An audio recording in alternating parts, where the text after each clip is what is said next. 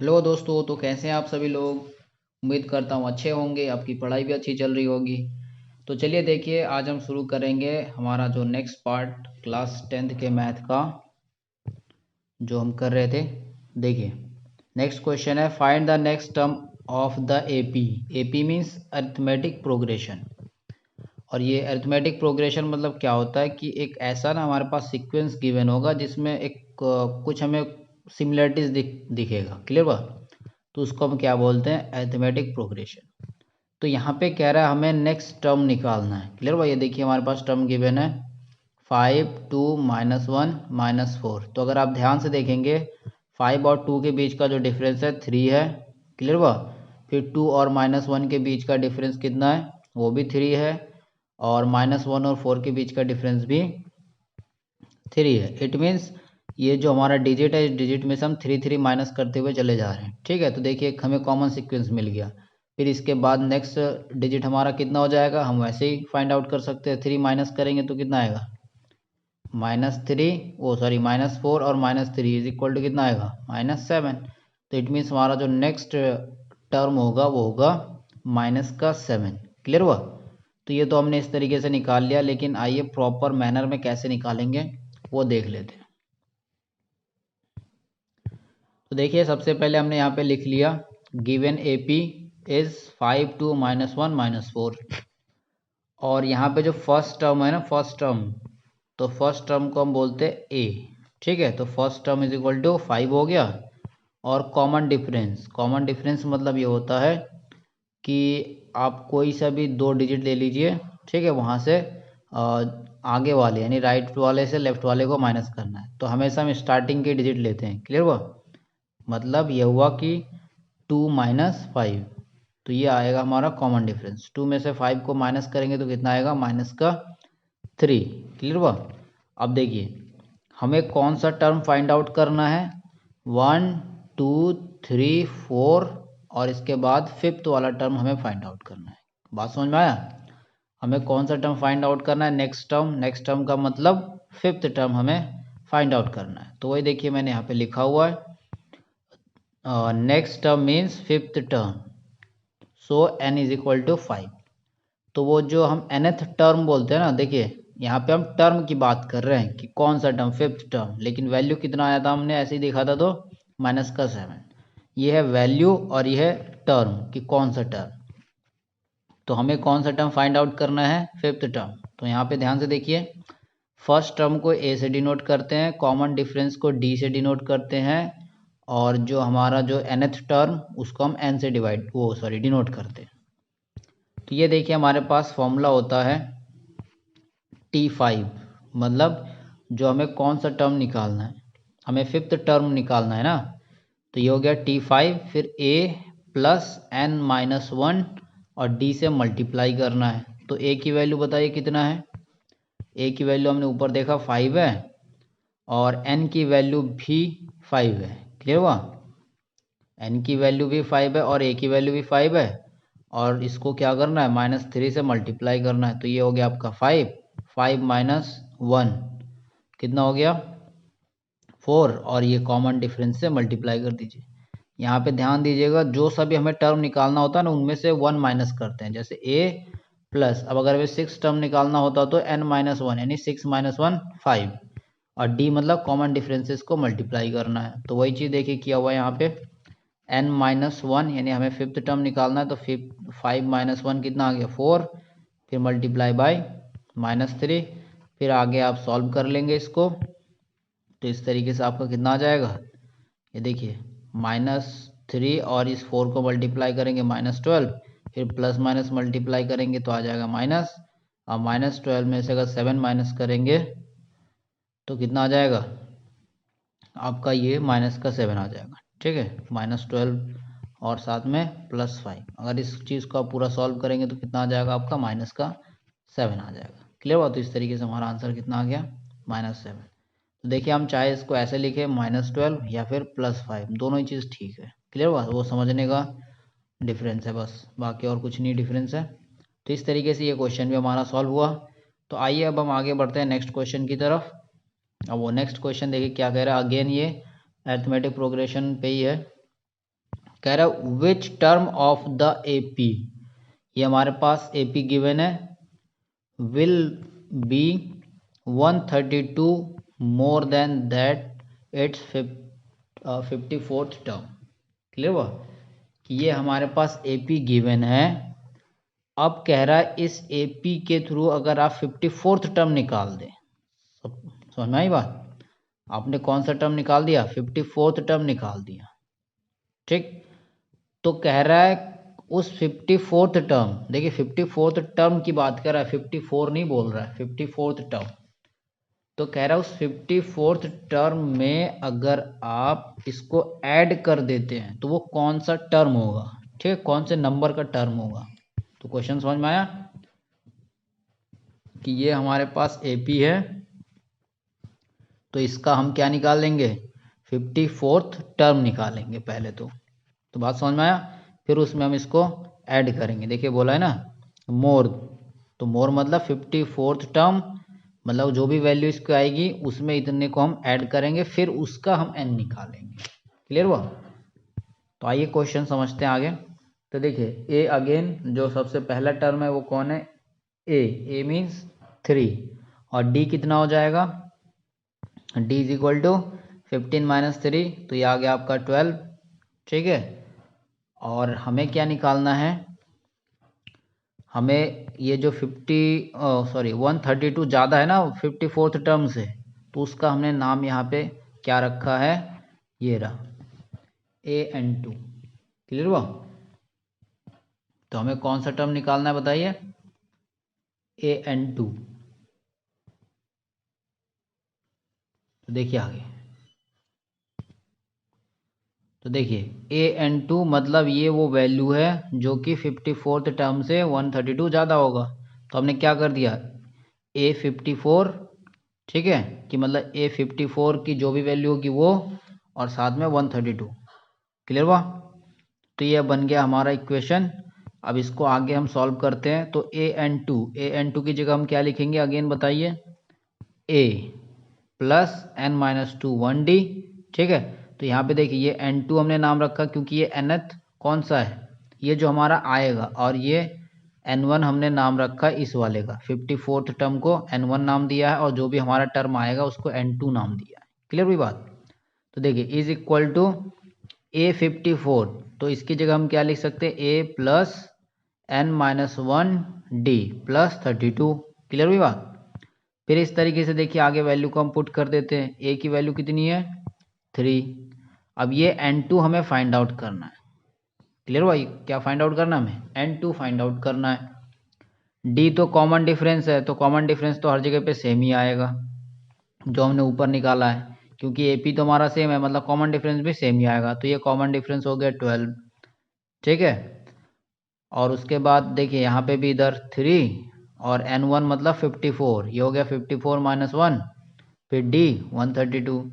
तो देखिए फिर इस 3 को हमने क्या करा, इधर ले आया, तो ये प्लस का 3 इधर आके माइनस हो गया, तो 3 माइनस 3 0, तो वही 3 कैंसिल हो गया, और D की जगह हो गया 12, और ये हो गया 132। ध्यान रखिएगा हमें किस चीज़ की वैल्यू निकालनी है, हमें इस N2 की वैल्यू निकालनी है। क्लियर हुआ, हमें किसकी वैल्यू निकालनी है, N2 की। तो देखिए N2 इज इक्वल टू कितना हो जाएगा, ध्यान से देखिए, थोड़ा सा कैलकुलेशन आ गया अब। तो ये 12 इधर मल्टीप्लाई कर रहा है, तो इधर जाके क्या करेगा, डिवाइड करेगा, है ना।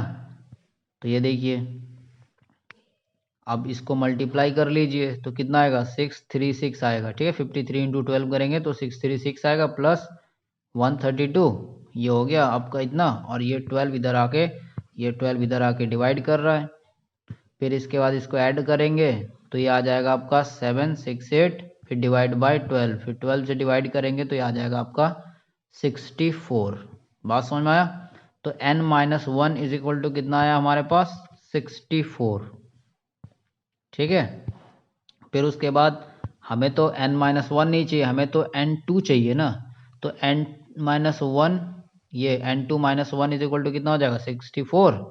अब यहाँ पे होना चाहिए N2, तो N2 इज इक्वल टू कितना हो जाएगा बताइए, 64, और ये 1 इधर आके प्लस का 1, तो 64 प्लस 1 65। क्लियर हुआ? इसका मतलब जो डिजिट की हम बात कर रहे थे, जो 54th टर्म से 132 ज़्यादा है, वो कौन सा टर्म है? वो है हमारा 65 वाला टर्म है। ये 65th टर्म की बात हो रहा है, हमने उसका वैल्यू नहीं निकाला। अब अगर आपको वैल्यू फाइंड आउट करना होता तो आप क्या करेंगे? आपको अगर वैल्यू फाइंड आउट करना है तो बताइए क्या करेंगे? ये जो फॉर्मूला है यहाँ पर, ठीक, आप यहाँ n2 की वैल्यू रख दीजिए और इस पूरे को सॉल्व कर लीजिए। समझ में आया? n2 मतलब 65 माइनस 1 64 इंटू 12, और साथ में ये 3 को ऐड कर देंगे तो जो भी वैल्यू आएगा वो 65th टर्म की वैल्यू आएगा। समझ में आया? लेकिन हमने यहाँ पे क्या निकाला है? वो नंबर निकाला है कि कौन सा टर्म होगा। क्लियर हुई बात? तो दोस्तों उम्मीद करता हूँ क्वेश्चन मैं आपको समझा पाया हूँ। तो चलिए नेक्स्ट क्वेश्चन की तरफ आगे बढ़ते हैं। यहाँ पे देखिए मैंने फाइनल कंक्लूजन लिख दिया है। Hence 65th term of the given AP is 132 more than 54th term. Clear हुआ कि जो 65th वाला टर्म होगा वो होगा 132 ज़्यादा।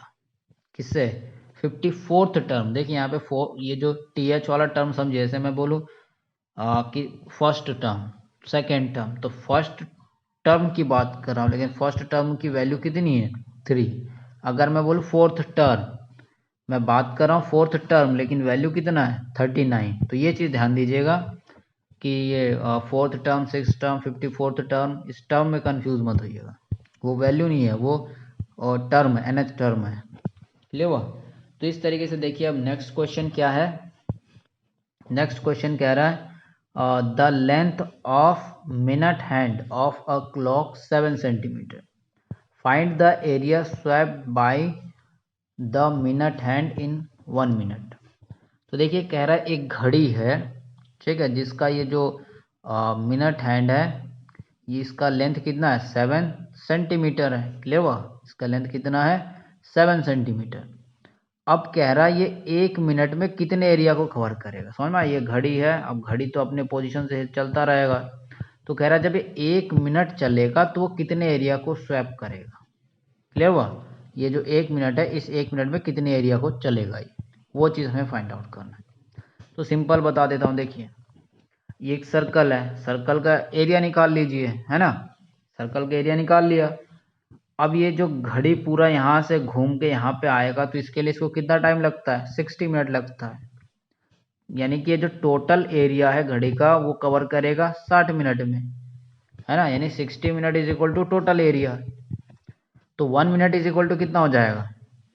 टोटल बाई 60, तो 1 मिनट का एरिया। सिंपल सी। क्लियर हुआ? तो देखिए वही चीज़ यहाँ पे मैंने किया हुआ है।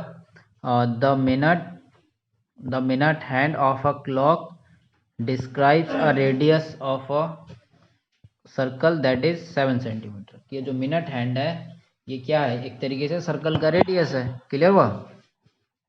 चलिए आगे देखिए, एरिया कवर्ड इन 60 मिनट। तो 60 मिनट में एरिया कितना कवर होगा? तो वो होगा आपका पाई आर स्क्वायर। फिर उसके बाद एरिया कवर्ड इन 1 मिनट, तो 1 मिनट में कितना का एरिया कवर होगा? पाई आर स्क्वायर बाई 60। क्लियर हुआ? तो ये हो गया आपका 1 मिनट में एरिया कवर्ड। फिर उसके बाद देखिए आगे, देखिए अब यहाँ पे पाई की वैल्यू डायरेक्ट रखेंगे तो ये आ जाएगा 22/7। ठीक है, तो हम क्या कर रहे हैं, उससे पहले 60 को ऊपर ले जा रहे हैं। तो ऊपर हमेशा देखिए डिवाइड के नीचे वाला जो भी ले जाते हैं, क्लियर हुआ, उसको हम क्या करते हैं, उसको हम 1 के डिवाइड में लिख देते हैं। क्लियर हुआ? जैसे ये देखिए पाई आर स्क्वायर बाई 60 था, तो इसको अगर हमें मल्टीप्लाई की फॉर्म में लिखना है तो 1/60 करेंगे। क्लियर हुआ? समझिए थोड़ा ध्यान से कैलकुलेशन, कि जैसे पाई आर स्क्वायर था डिवाइड बाई 60, तो 60 को हमने कर दिया 160/1। ठीक है, क्योंकि इसको हमें ऊपर मल्टीप्लाई करवाना है, नहीं तो कैलकुलेशन थोड़ा सा हार्ड हो जाएगा। तो इसको हम क्या कर रहे हैं, 60/1 को ये पाई आर स्क्वायर अलग कर दिया और मल्टीप्लाई की टर्म में, ये जहाँ डिवाइड में था ना, तो इसी को 1/60 की टर्म में लिख दिया। क्लियर हुआ? ये कैलकुलेशन तो आपको आता ही होगा। फिर उसके बाद देखिए ये पाई की वैल्यू पुट कर दीजिए 22/7, और आर कितना है हमारा? 7 है, तो आर स्क्वायर है, मतलब 7 इंटू 7, तो ये 7 से 7 कैंसिल हो गया, ठीक है। और ये आपने क्या करा, ये 2 से इसको कर दीजिए, 2 से इसको कर दीजिए, तो 11 और 30। फाइनली अगर आप सॉल्व करेंगे तो छोटे मोटे कैलकुलेशंस है, आई थिंक इसमें आपको प्रॉब्लम्स नहीं आएगी। फिर उसके बाद जब फाइनली सॉल्व करेंगे तो ये आ जाएगा आपका 2.57 सेंटीमीटर स्क्वायर। तो बात समझ में आया, ये पूरा सर्कल है, ये मैं कहीं से भी 1 मिनट मान के चलिए, ये यहाँ से अगर इतना सा चलेगा तो इतने का एरिया कितना होगा, 2.57 सेंटीमीटर स्क्वायर। चलिए तो अब देखते हैं हम 7th क्वेश्चन का नेक्स्ट पार्ट। वो देखिए क्या कह रहा है, the radii of the bases of 2 right circular solid cones, कि 2 राइट सर्कुलर सॉलिड कोन्स है ऑफ सेम हाइट, और इनका जो हाइट कैसा है, सेम है, लेकिन रेडियस कैसा है, R1 एंड R2 रिस्पेक्टिवली, ठीक है। राइट कोन सर्कल मतलब इनका जो एंगल बन रहा है वो 90 डिग्री पे, जो कोन बन रहा है इस कोन के स्ट्रेट ये यहाँ के बीच का एंगल कितना है, 90 डिग्री। कोन तो आपको पता ही होगा क्या होता है। फिर उसके बाद एक क्या कह रहा है, if both cones are melted and recast into a solid sphere of radius R। तो कह रहा है अभी इस दोनों कोन को हमने क्या करा, पिघला दिया, पिघला के क्या करा, एक हमने स्फीयर बनाया जिसका रेडियस है R, capital R। Then find the height of each cone. तो इस तरीके से हमें दोनों कोन का हाइट फाइंड आउट करना है। क्वेश्चन समझ में आया कि दो सेम हाइट का, ये देखिए सेम हाइट का कोन है, एक का रेडियस छोटा है एक का रेडियस बड़ा है, और इन दोनों को हमने जब मेल्ट करके क्या बना दिया, एक सर्कल बना दिया जिसका रेडियस है R। क्लियर हुआ। तो बताइए क्या चेंज नहीं होगा, यहाँ से हमें क्या क्लू मिलेगा, क्लू ये मिलेगा कि दोनों को जब आप पिघला देंगे तो इनका वॉल्यूम चेंज नहीं होगा। क्लियर हुआ। जैसे अगर मैं बात करूँ, एक गिलास आपने पानी लिया, ठीक है, और दूसरा गिलास भी आपने पानी लिया, अब दोनों गिलास पानी को आपने बर्फ़ में कन्वर्ट कर दिया, तो दो गिलास के शेप का बर्फ़ बन जाएगा। अब उसी दोनों बर्फ़ को अगर आपने पिघला के एक बड़े से कटोरे में डाल दिया, तो बताइए क्या चेंज नहीं होगा, केवल शेप ही तो चेंज होगा, है ना। उसका कोई जो मेन उसका अमाउंट है, अमाउंट में तो कोई चेंजेस नहीं आएगा, और वो पूरा हम उसको क्या बोलेंगे कि उसका वॉल्यूम में कोई चेंज नहीं आएगा। क्लियर हुआ। तो सबसे पहले हमें क्या निकालना है कि दोनों कोन का वॉल्यूम, ठीक है। तो देखिए यहाँ से हमें क्या क्लू मिल जाएगा कि इसका वॉल्यूम प्लस इसका वॉल्यूम इज इक्वल टू इसका वॉल्यूम, मतलब दोनों कोन का वॉल्यूम इज इक्वल टू ये जो सर्कल है इसका वॉल्यूम, ठीक है। तो देखिए let h be the height of the each cone. अब दोनों कोन का हाइट क्या है, सेम है अकॉर्डिंग टू द क्वेश्चन। तो हम क्या लिख सकते हैं, volume of cone of radius R1, यानी जिसका रेडियस R1 है उसका वॉल्यूम प्लस वॉल्यूम ऑफ ये जो रेडियस ऑफ R2 कि जिसका रेडियस R2 है उसका वॉल्यूम इज इक्वल टू कितना हो जाएगा कि volume of circle of radius R, ठीक है, कि मतलब जो सर्कल हमारा बन गया उस सर्कल का वॉल्यूम, ठीक। तो हम क्या करेंगे, यहाँ पे सिंपल फॉर्मूला रख दीजिए कोन का। तो कोन का क्या हो जाएगा, 1/3 पाई आर स्क्वायर एच होता है, तो यहाँ पे R1 रख दिया और यहाँ पे 1/3 पाई R2 स्क्वायर एच, ठीक है। और ये हो गया हमारा रेडियस का, ठीक है, रेडियस का जो सर्कल बना उसका 4/3 पाई R3, ये होता है सर्कल का वॉल्यूम, और ये हो गया आपका कोन का वॉल्यूम, ठीक है। तो उसके बाद आप देखिए इसमें कॉमन हम क्या क्या ले सकते हैं, कॉमन। तो देखिए दोनों में से अगर आप ध्यान से देखेंगे 1/3 है ना, क्या कॉमन आ रहा है 1/3 प्लस पाई, अब एच तो एच भी तो कॉमन है, दोनों का सेम हाइट है, तो 1/3 पाई एच कॉमन आ रहा है, ठीक है।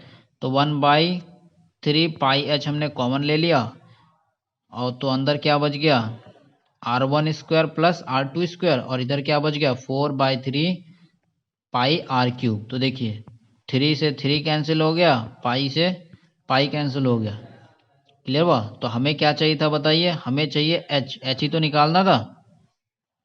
तो एच देखिए हमारा निकल गया, एच इज इक्वल टू कितना हो गया, एच इज इक्वल टू हो गया 4r3 by r1 square plus r2 square. अब देखिए यहाँ पे ये r1 इनका वैल्यू नहीं दे रखा है r2 का, अगर वैल्यू गिवन होता तो सिंपली हम यहाँ पे वैल्यू पुट कर देते, तो वो हमारा जो न्यूमेरिक फॉर्म में आ जाता। क्लियर हुआ?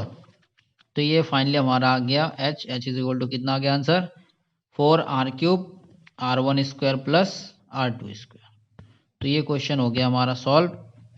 तो दोस्तों फिर मिलेंगे नेक्स्ट क्लास में और क्वेश्चन के साथ, तब तक के लिए हंसते रहिए, मुस्कुराते रहिए, पढ़ते रहिए।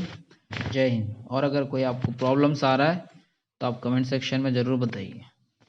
Thank you.